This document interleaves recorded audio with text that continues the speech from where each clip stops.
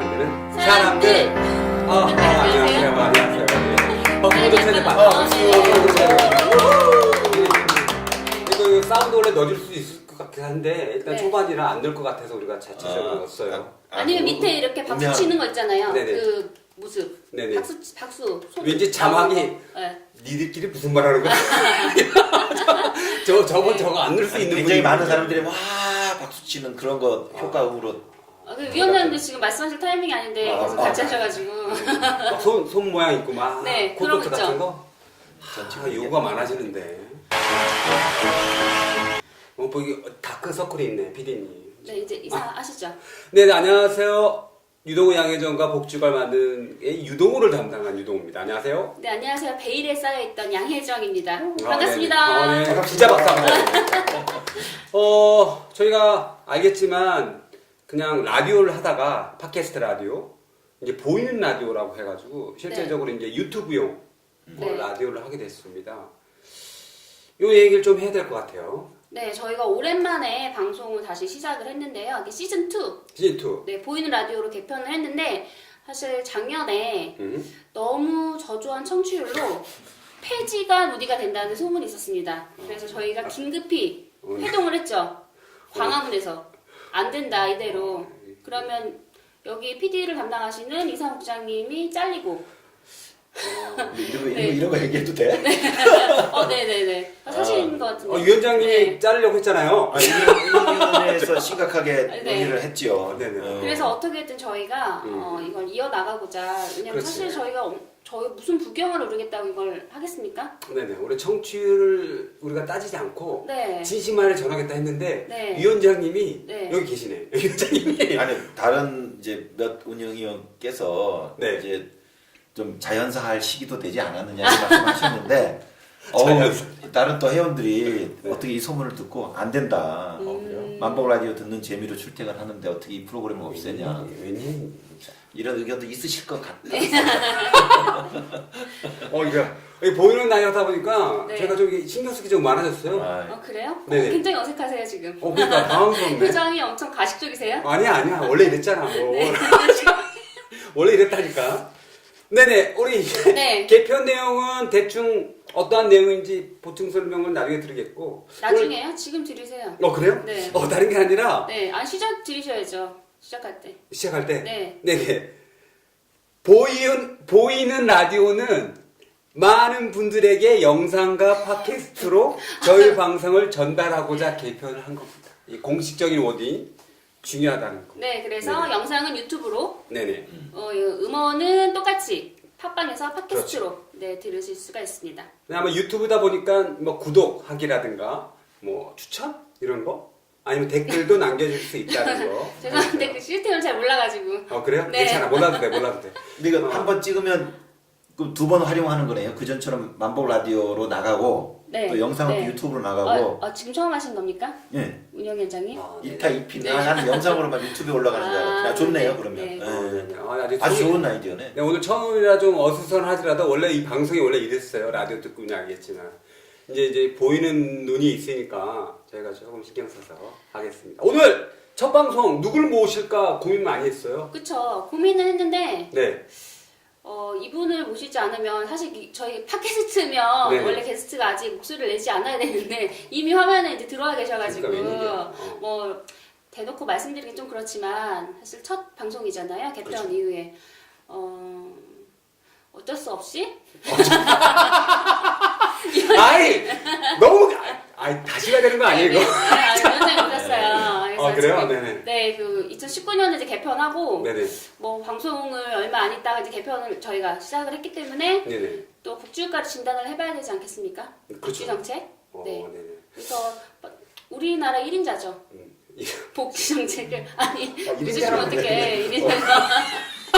지금 모셔놓고 웃으시는 거예요? 아니 어떡하라고. 대본대로 하시라고요. 그 대변이 너무 가식적이야. 여기 보세요. 오건호 1인자지. 그 출연자가 네, 1인자입니다. 네네.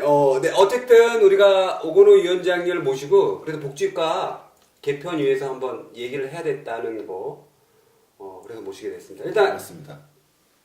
시청자죠, 이제. 예. 시청자분들에게 또는 청취자분들에게 한 말씀 해주십시오. 안녕하세요. 내가 만든 복지국가 운영위원장 오건호입니다. 예, 괜히 어색하고 떨립니다. 이 옷도요, 제가 그냥 왔다가 아까 야단 맞았어요. 그래서 우리 진행자분 옷을 제가 지금 입고 있습니다. 그래서 화장도 좀 전에 했고요. 예, 하여튼 훨씬 더 재밌고 보실 때 몰입할 수 있도록 잘 만들었으면 좋겠어요. 오늘 저도 최선을 다하겠습니다. 네, 최선을 다하겠다. 네, 근데 메시지가 되게 압박이 느껴졌어요. 아빠. 네, 재미있게 뭐 이런 말씀 들어가니까 저희한테 하시는 말씀인 것 같아서. 그렇죠. 그전 만복 라디오에 대해서 그런 또 민원들이 있었죠. 민원이 예. 있었습니까? 예. 아. 못 들으셨어요? 네, 알겠습니다. 그래서 그거를 네. 이제 오히려 거꾸로 역설적으로 댓글을 달지 않는 방식으로 표시를 했는데 그래서 진행자 교체설이 있긴 그건 아주 오래전부터 했어요. 나왔어요. 그렇습니까? 네, 근데 그래서 그 진행자를 지금 어느 분 교체인지는 모르고 지금 말씀하시는 것 같아요. 네. 본인일 수도 있는데 그 진행을 하고 싶어 하시는 분이 있어요? 있으시다고. 좀 알려주세요, 빨리. 네? 알려주세요. 저는 소문만 들어가지고. 그래요? 진짜 네네네. 진짜? 네. 그럼 해야 되는 거 아니에요? 오 뭐뭐님이시라고. 웬일이니 진짜. 지금 여러분께서는 유동호, 양혜정과 복지국가를 만드는 사람들 시즌2 보이는 라디오를 보고 계십니다. 오늘 실제적으로 이제 복지 진단을 해야 돼요, 진짜. 우리 방송이기 때문에 편집하기 어려울 수가 있어요. 오늘 진짜 중요한 얘기. 그래도 대한민국의 복지 진단을 위해서 현재 문재인 정부 갑자기 훅 들어가는 것 같지만 문재인 정부가 내세운 복지국가론이 있었잖아요. 얼마 전에 발표하신 포용국가. 예. 요거 좀 설명해 주셔야 될 것 같은데요. 잘 모르겠어요. 그래요? 네. 아시는 줄 알고 보셨는데. 아니 근데 이제 그거를 제 1인자가 모른다는 건 네. 1인자를 넣는구나. 예, 그러니까 1인자의 인식 부족, 이해 부족이 아니고 그 물건 자체가 바깥의 포장지에는 포용국가 모두가 행복한 나라 뭐 이렇게 되어 있는데 툭 뜯어보니까 아니 뭐 이걸 먹으면 행복할까? 그리고 뭐가 있지?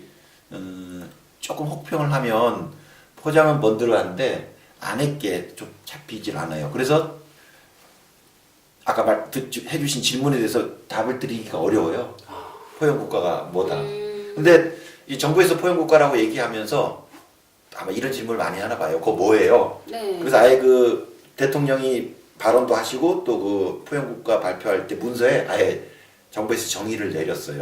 그러면 포용국가라는 점. 예, 포용은 우리가 만든 성과가 모든 국민들한테 골고루 가는 거. 그런 나라라고 했고, 그리고 대통령이 포용국가를 발표하면서 이제 우리는 새로운 단계로 접어들었다. 그래서 이제 국민기초생활보장제도 아시죠? 네. 취약계층들한테 생계를 보조해주는 그런 기초보장의 단계를 넘어서서 모든 시민들의 기본 생활을 보장하는 그런 포용국가로 가겠다라고 얘기했어요.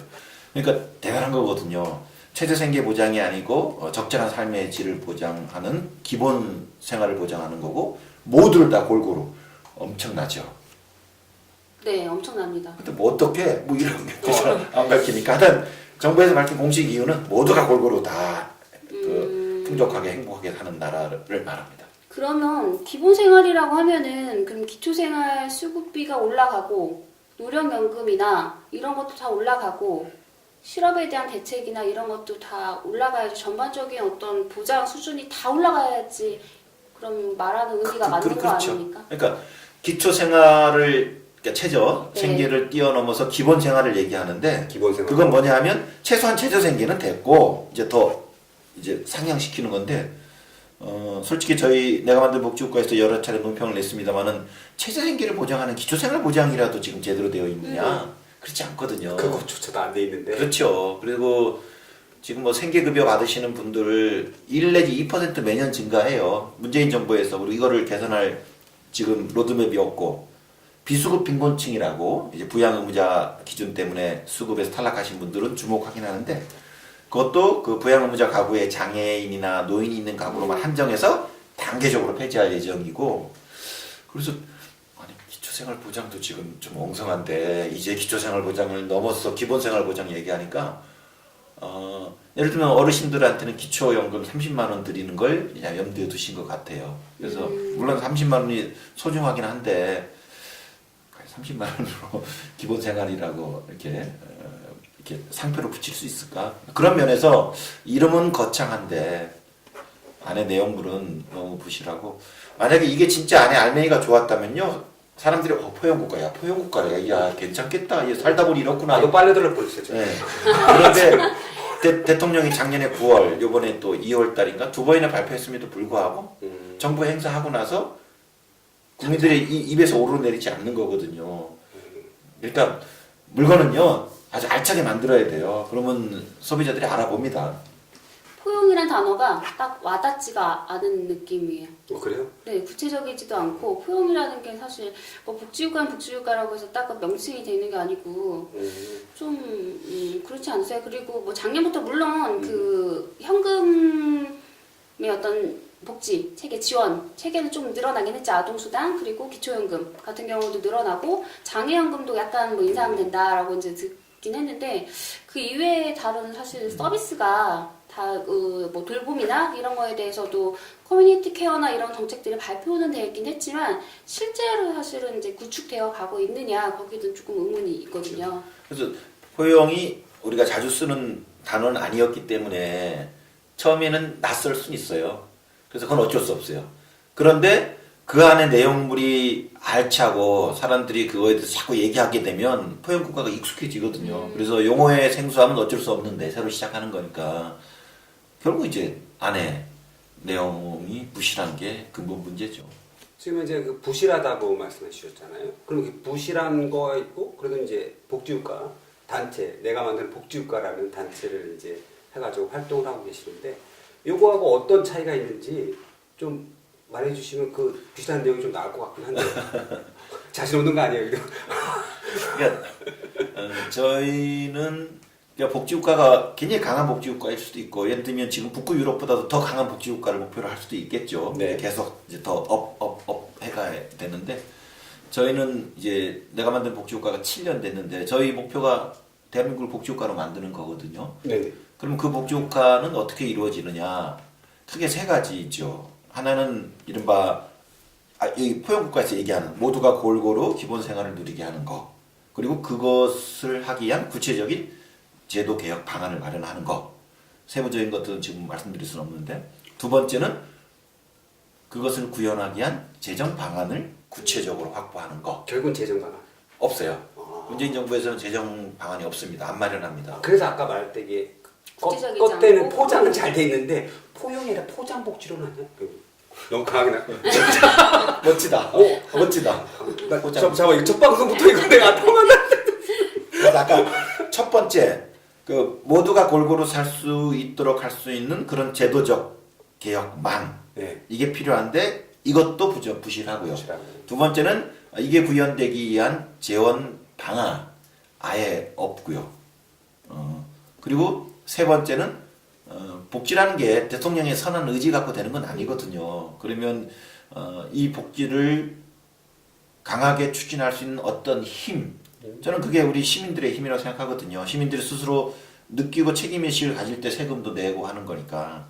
그래서 어떻게 또 시민들과 같이 소통하고 만들어 갈 것인가, 시민들을 복지국가의 주체로 만들어내는, 참여시키는 이런 건데, 옛날에 노무현 정부가 참여정부라고 해서 그렇게 이제 시민들의 참여성을 강조했는데, 문재인 정부 들어와서는 뭐 여러 가지 커뮤니티 같은 거 만들어줘도요, 전문가들끼리 모여가지고 뚝 발표하고 끝이에요. 그러다 보니까 세 번째 영역은 결국은 주체 형성 이런 겁니다. 그래서 제도망, 재원, 주체 형성, 이 삼각의 기둥이 없으면 복지국가는 만들 수 없다라는 거고, 그래서 감히 이제 내가 만든 복지국가도 그런 제도 체계를 짜고 재원 마련하고 또 우리가 시민들 주체로 나서게 하고 뭐 이런 식으로 좋죠. 네. 네, 뭐 이렇게 해야 포용국가가 되는데 포용국가론에서는 그 제도망이 부실하고 재원 방안 없고 시민 참여, 시민을 주체로 만드는 그런 기획이 없어요. 그러니까 결국은 이제 그 문재인 정부에서 나왔던 이 포용국가론에 지금 방금 말씀하셨던 복지와 관련된 이런 게 필요하니까 이거 계속 제대로 될 수 있도록 계속 보고 계속 이렇게 계속 감시하고 있는 그런 활동이 주로 이루어질 수밖에 없겠네요. 그렇죠. 예. 네, 알겠습니다. 그렇게 계속 말하면서 포장복지로 지금 이렇게 찔리게 아무튼 미시는 거예요? 아니야 웬일이야. 아니 좋네요. 포장복지. 그러니까 겉에 이게 좋은 말로? 그게 아니라 안에 내용을 채워야 되잖아요. 뭐. 아니 뭐 우리 포장지 선물하는 건 아니잖아. 지금 여러분께서는 유동호, 양혜정과 복지 국가를 만드는 사람들 시즌2 보이는 라디오를 보고 계십니다. 최근에 이것저것 서울시도 그렇고 그 정부에서 전체적인 그 정부도 그렇고 복지 서비스가 저도 막 처음 듣는 것들이 막 생겨나고 있어요. 그런데 실제로 삶을 들여다보면 양극화는 점점 심해진다라고 또 얘기를 하고 있습니다. 그 이유를 어떻게 보고 계시나요?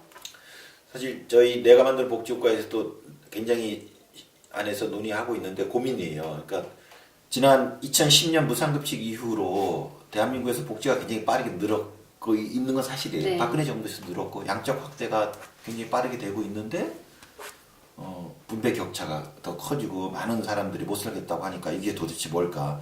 복지가 늘면 행복할 것이라고 행복이 지금보다 더 증진될 것이라고 기대했는데 그렇진 않거든요. 그래서 지금까지 복지가 확대되어 왔던 과정에 문제점은 없었던 걸까를 한번 근본적으로 문제를 던져보고 있고 그 기존의 복지가 확대됐던 그 기본 원리가 보편복지이거든요.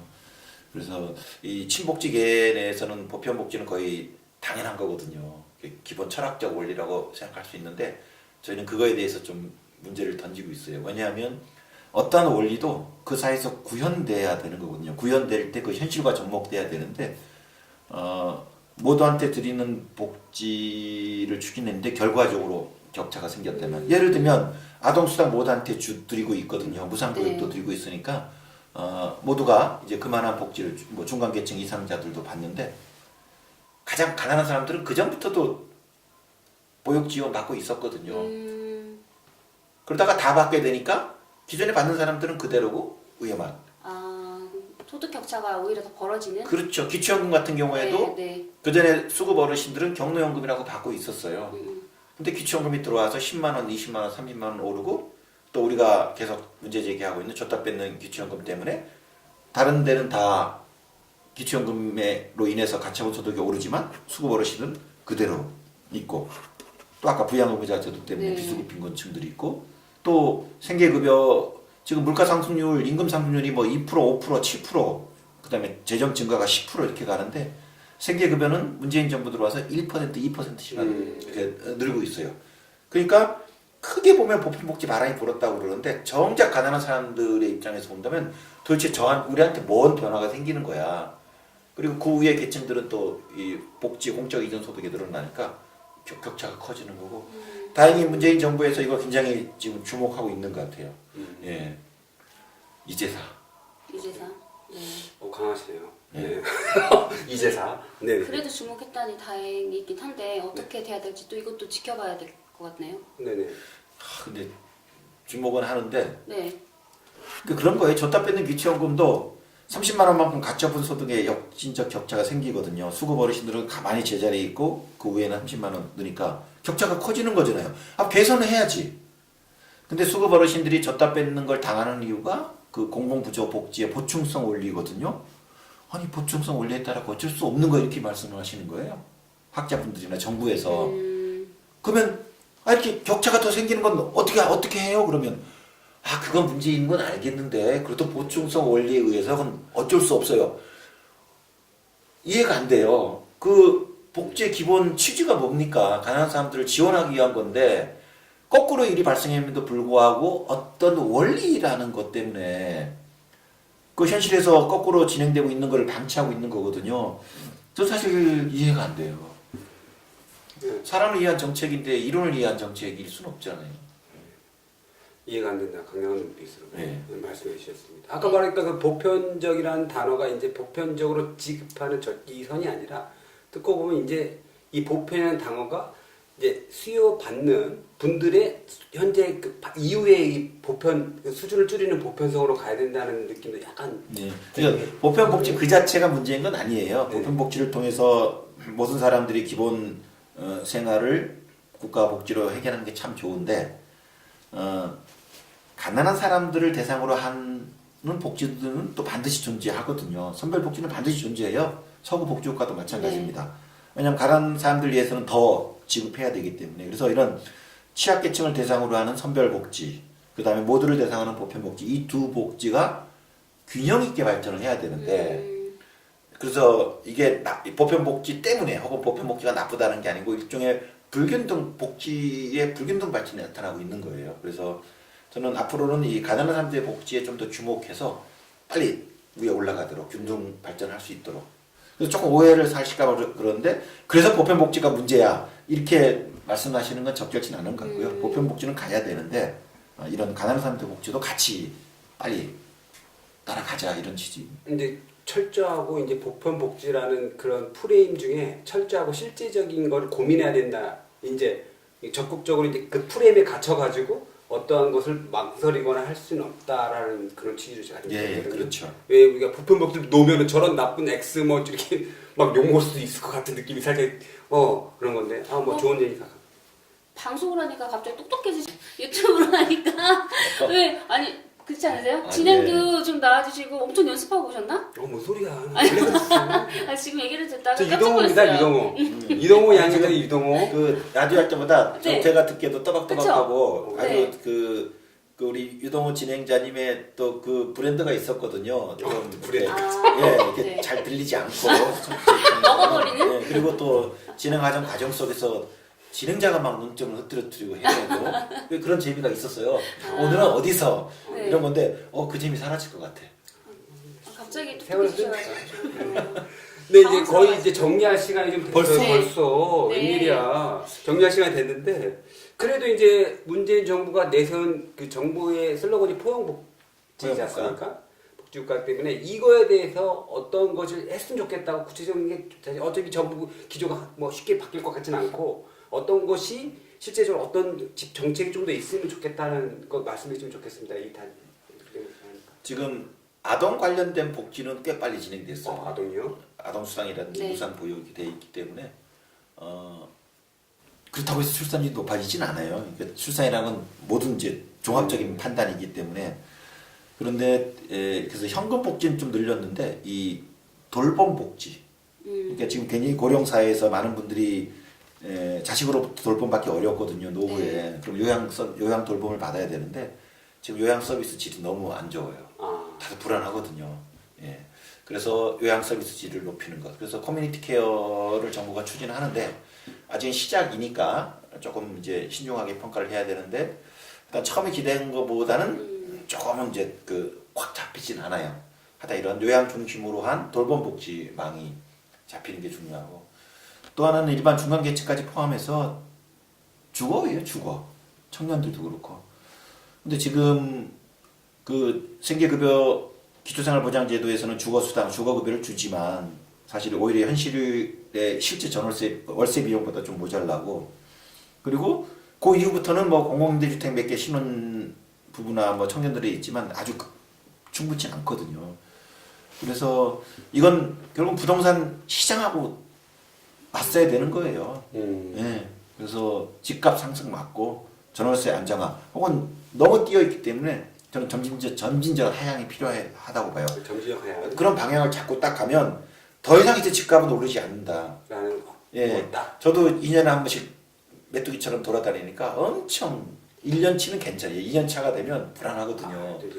정신적으로도 그러네요. 아, 그럼요. 그러니까 그때부터는 이제 전월세나 이런 뉴스에 굉장히 민감해집니다. 그러니까 이거 엄청 스트레스거든요. 그래서 전월세 확실하게 잡는 것. 그리고 아동수당 10만 원 받아도 애들 학원 돌리면 네. 가구당 30만 원, 40만 원 돌리거든요. 그래서 쉬운 일은 아닌데 하여튼 이 지나친 사교육 시장 잡아야 돼요. 그래서 주거와 사교육을 잡아야 되는데 이 주거와 사교육은 공적 영역이 아니고 시장 교육과 시장에서 그러니까 지금 임대 시장에서 이루어지고 있는 거기 때문에 시장하고 맞서는 문제예요. 그러니까 복지를 국가가 뭘 제공하는 것, 아동수당 지급하는 거, 기초연금 지급하는 걸로 협소하게 보니까 그렇게 금액은 늘어도 사람들이 불행하거든요. 왜 국민은 불행할까? 오. 근데 우리가 당황했어. 아니, 드라마 PPL 같았어요. 갑자기 아니, 음료수 마시고. 남들은 맞아. 간접 광고하는데 이분은 직접 광고하는 사람 처음 봤어 나. 오고도 있잖아요. 이거 이제 곧 3세 찍습니다. 오, 예. 그래요? 지금 2세로 네네. 한 15분 남은 걸로 아는데 빨리 사세요. 왜냐면 이게 12본이거든요. 2세분이. 예. 빨리 사십시오. 네, 네. 포용국자 빨리 좀. 무슨 말 했었죠?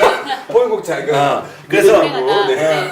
이런 그 시장에 대한 규제에 대해서 강력한 의지를 가져야 돼요. 사교육 시장이라든지 주거 시장에 대해서. 근데 이게 너무 미미하다고 봐지고요. 그 다음에 노후의 문제입니다. 노후연금, 지금 정부가 연금 개혁안을 냈는데 저는 다 헛방이라고 봐요. 지금에 있는 문제를 그대로 다 방치하는 것이기 때문에 과감하게 기초연금 한 4, 50 정도로 올리고 그리고 또 누진적으로 세금 거두고 그래서 누구든지 예를 들면 어떤 일이 생겨도 하여튼 기초연금으로 그럼 네네. 뭐 국민연금 가입하든 가입하지 않든 나 50만 원 받는다. 혹은 재산이나 다른 소득이 없으면 또 플러스 알파 좀 받을 수 있다. 이렇게 정도를 주면 그리고 아파서 뭐 자식이 멀리 있어서 돌봄 못하더라도 우리 동네에 내가 아는 요양시설에서 그래도 우리 노인들끼리 참 재밌게 살게 되더라. 이런 거거든요. 근데 지금은 소득도 부족해. 자식은 멀리 있고 이제 몸이 불편해지는데 요양 서비스가 필요한데 그거 불편하고 불안하고 이런 거거든요. 그래서 좀 과감하게 노후복지 해라. 그리고 병원비도 문재인 케어 하는데 비급여를 급여로 전환하는 건 괜찮지만 보장성은 63을 70%로 올리는 거거든요. 네. 저희가 어린이 병원비 국가보장 어린이부터라도 하자고 그러는데 하여튼 어린이부터라도 해서 1년에 누구든지 100만 원까지만 본인 부담을 하도록 비급여까지 포함해서 그런 100만 원은 상한제라고. 예, 그런 거 과감히 하고 그리고 이렇게 우리가 국가를 통해서 기본 생활을 서로 보장하니 세금 냅시다. 그러면 좀 있는 사람들은 불편할 수 있거든요. 그럴 때 다수가 같이 사는 나라 만들어야지 포용국가로 같이 포용해서 살아야지 포장지로 끝이면 안 되지 않습니까? 네. 그래서 또 그런 사회적 압박이 좀 더 고상해지면 사회적 연대가 되는 거거든요. 그렇게 해서 또 강력한 재정 방안을 만들고 그래야 포용국가죠. 듣고 딱 보니까 문재인 정부의 포용국가 앞에 딱 하나만 넣으면 되네. 과감한이라는 것을 방금 말한 이걸 해야 포용국가 되는군요. 아니에요? 아니 뭐, 구체성도 떨어져 재원 마련 계획도 없다 그랬는데 과감하게 뭐 그렇게 과감하게 하라. 아까 잠깐 똑똑해지셨는데 과감한. 아니 말씀 요약해 보면 그 불평등 문제를 현금이나 복지 서비스로 그냥 보완하는 게 아니라 보완하는 것에 그치는 것이 아니라 시장에서 적극적으로 그 불평등 문제를 개입해야 된다라는 또 말씀 있는 것 같고 노후 보장 또 병원비 의료비 지원하는 그 보장되는 부분 그리고 조세 관련한 어떤 사회 연대 이런 것들이 같이 이뤄야 된다는 말씀. 그래서 그거를 하나로 딱 묶어서 미래의 우리 대한민국 사회 비전으로 제시를 해야죠. 그래서 지금은 힘들지만 우리 대한민국이 저쪽으로 가고 있구나. 사실 오늘이 행복하더라도요 미래가 어두우면 오늘 행복하기 어렵거든요. 저는 미래의 밝음이 오늘의 삶의 질에 굉장히 큰 영향을 미친다고 봐요. 지금 많은 사람들이 삶의 그 불행감을 느끼는데 미래가 어둡기 때문이거든요. 청년이든 노인이든. 그럼 미래를 어떻게 밝게 할까? 고시 준비해서 뭐 공기업에 취직해서 그건 개인적인 자구책이지만 사회적 자구책으로 일종의 사회 비전, 진짜 실질적인 복지국가 비전, 포용국가 비전 그거 기대하고 촛불 들고 만들었거든요. 그리고 대통령이 나라다운 나라 만든다고 하니까 거기에 뿅 갔거든요. 나라다운 나라. 이게 수십 년 동안 기다려왔던 거잖아요. 그래서 나라다운 나라로서 어떤 것 포용국가. 포장은 됐어요. 포장은 됐는데 그 안에 것이 안 된 것 같아요. 그래서 안타깝습니다. 지금 여러분께서는 유동호, 양혜정과 복지 국가를 만드는 사람들 시즌2 보이는 라디오를 보고 계십니다. 네, 마지막 질문 드리겠습니다. 곧 그 내가 만드는 복지국가 임원 선출 선거가 있다는 소문을 아까 들었어요. 제가 여기서 잠깐 있는데 사무실에서 기다리고 있는데 들었거든요. 한 2년 전에도 좀 기억이 나요. 그 제가 광주에 5월이었죠 그때. 5월 제가 달에 광주에 내려가 있을 때 전화 연결해서 두 분이 저 없는 틈을 타서 이렇게 오셔가지고 선거의 후보자분들이 오셔서 그 전화 인터뷰를 했던 게 기억이 나는데. 그때 유세했다. 네. 라디오로. 그래서 지금 내만 보기에 미래가 지금 결정되는 시기가 다가오고 있지 않습니까? 그 미래 나오네 또. 미래요. 연관돼서. 네. 미래가 방향이거든요. 그럼요. 출마하실 계획이십니까? 저희가 회원 분들이 300명 정도 되고 저희는 직선이에요. 2년마다 직선을 하고 있고 장기 집권을 하고 있습니다. 그래서 저희가 계속 집권하고 싶죠. 근데 이렇게 좀 포착된 안테나에 의하면 네, 안테나. 좀 이렇게 권력 교체를 뭐 이렇게 시도하는 세력도 있다고 듣고 그렇군요. 있습니다. 그래서 시도하는 세력? 예. 아, 네. 이모 PD 막 찔려하는 거 아니죠? 네. 오늘. 그래서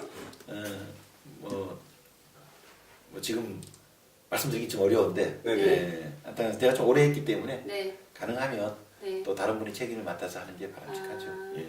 그럼 출마 여부는 아직 결정을 안 하신 거예요? 예. 이번 집요해요, 집요해. 제가 네네. 조건이 어떻게 되죠? 본인이. 네. 왜 안 돼요? 아니. 당황스러웠어. 그 순간. 그러니까 피선거권은 우리가 2년인가 1년인가 2년 이제 정회원으로 활동한 경력이 있으면 네. 피선거권이 있고 네. 그 2년 전 선거를 보니까 우리 내한복 운영위원장은 출마하면 당선돼요. 아, 그게 아주 저 비밀인데. 피선거권 있는 건가요? 네. 알겠습니다. 고민해 볼게요. 진짜로. 그리고 우리가 3인까지 둘 수 있도록 정관에 되어 있습니다. 오. 3인. 예, 네네. 그래서 몽동 운영위원장이요. 그래서 많은 분들 좀 이렇게 후보로 출마해 주세요. 진짜입니다. 또 혹시 그 방송을 보시고 출마를 원하시는 분은 연락 주시면 이 자리에서 네네. 피선거권 출마할 1년만 거. 되신 분. 출마의 자막으로. 건과 공약을 네네. 하실 수 있는 기회를 드리겠습니다. 오늘 많이 나가네. 예. 네네.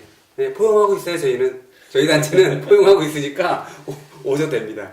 네네. 이제 마무리 해야 될 것 같아서 벌써. 그래도 이제 만복 라디오, 이제 보이는 라디오로 개편을 하고 처음으로 모여서 이제 현재 있는 정부의 현 시점에서 복지국가에 대한 그 화제적인 이슈를 이제 위원장께서 말씀하셨는데 마무리 그래도 예. 한번. 아니 기대가 큽니다. 그리고 사실 제가 기대했던 예, 아니, 이렇게 복지국가. 열악한 환경에서 다들 그 직장생활 하시면서 네네. 끝나고 밤 8시, 9시에 모여가지고 이렇게 여기서 라디오 네. 녹음하시면서 너무 고생 많이 하셨고 우리 내만복이 작은 조직이지만 제가 가장 자긍심을 갖고 있는 게 일상적인 활동들이 안정적으로 진행되거든요. 근데 그 중에서도 또 이게 중심 기둥이요 우리가 이 만복 라디오 활동이어서 처음 하고 많이 좀 틀리긴 하지만. 그거 진짜 잘해주셔가지고 너무 감사드리고 또 이렇게 또 업그레이드 버전으로 복지국가를 만드는 사람 시즌 2 네. 이렇게 해주셔서 기대가 큽니다. 아까 보니까 이게 들을 수도 있고 볼 수도 있고 하니까 제가 오늘 조금 더 잘 이렇게 이쁘게 해서 왔었어야 되는데 지나친 과학으로 이렇게 됐습니다. 일단 만복 라디오가 아니구나. 시즌 2 아주 대박 나시기 바랍니다. 네, 감사합니다. 네네, 감사합니다. 뭐 처음 시작인데 이양희 선생님 네, 어색해요. 어색해요? 네. 익숙해질 거예요. 어색하고 이게 네. 언제 익숙해질까라는 또 고민도 들고 네. 이 영상이 돌아다니는 게 상당히 마음이 편하진 않아요. 모자이크 처리해야 돼, 모자이크 그러니까요. 처리. 그러니까 상상이 안 되는 이 영상이 네네. 돌아가는 거예요. 그죠. 좀 여기서 나왔나? 아직. 아닙니다. 저희 보이는 라디오로 전화시킨 거는 이제 모든 출연자뿐만 아니라 여러 회원님들 그리고 복지국가에 관심 있는 분들 댓글 달 수 있어요. 유튜브에도 주소 참고하시고 구독해 주시고 하시면 저희가 많은 이야기 회자시키도록 노력하겠습니다. 지금까지 유동호 양희정과 복지국가를 만드는 사람들이었습니다. 감사합니다.